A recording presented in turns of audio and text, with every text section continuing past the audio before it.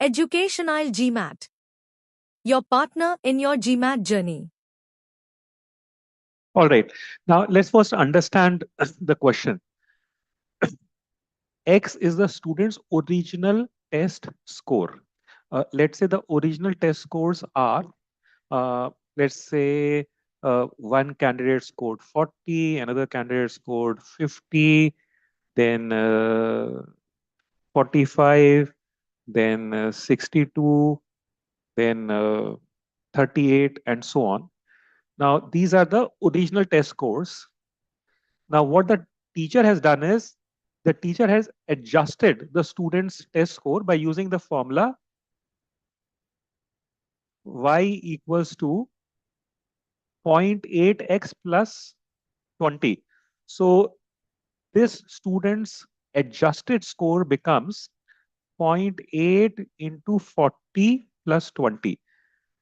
This student's adjusted score becomes 0.8 into 50 plus 20. For this student, 0.8 into 45 plus 20, and so on, and so on, right? So now the question is saying that as far as the standard deviation goes, the standard deviation of the original test scores was 20.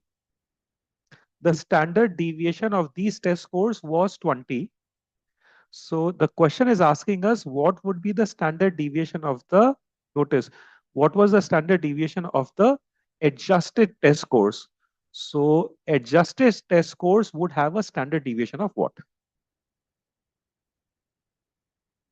Friends, are we clear about the question? The original test scores had a standard deviation of 20. Each of the original test scores is adjusted using this formula. So these would be the adjusted test scores for each of the students. What will be the standard deviation, or what was the standard deviation of these adjusted test scores? Dipansh, how did you approach this? Yes, so we learned in the last slides that standard deviation is not affected by the addition and subtraction. So I Very just ignored nice. this plus 20 part. And as Very the nice. original score standard deviation is getting multiplied by 0.8, so simply multiplied it by 0.8. Excellent. So as Dipansh is rightly pointing out, we discussed it earlier in the class today that if you add or subtract something, then the standard deviation is not changed, right?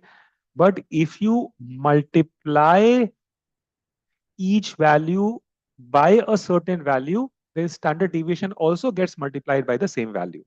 So in other words, adding 20 to the original scores does not change the standard deviation at all, but multiplying each original score by 0.8 would result in the standard deviation also getting multiplied by 0.8. So if the original standard deviation was 20, the standard deviation of the adjusted test scores would be 0.8 into 20, which is 16.